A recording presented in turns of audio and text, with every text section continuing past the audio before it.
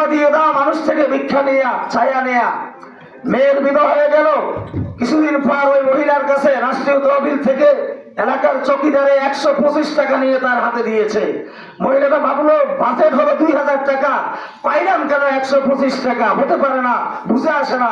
চলে গেল প্রধানমন্ত্রীর কাছে।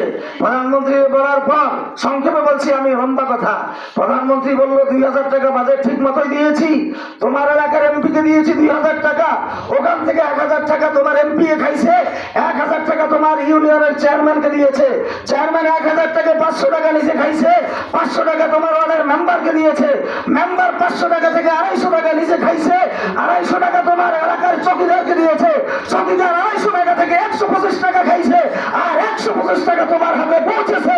এইভাবে যদি দেশ এবং জাতির ভাগ্য পরিবর্তন করতে চায়, যারা ছিল আর যারা আসতে চায়, কেমন পর্যন্ত চেষ্টা করলো দেশ এবং জাতির ভাগ্য পরিবর্তন আসবে না। কথা ঠিক না?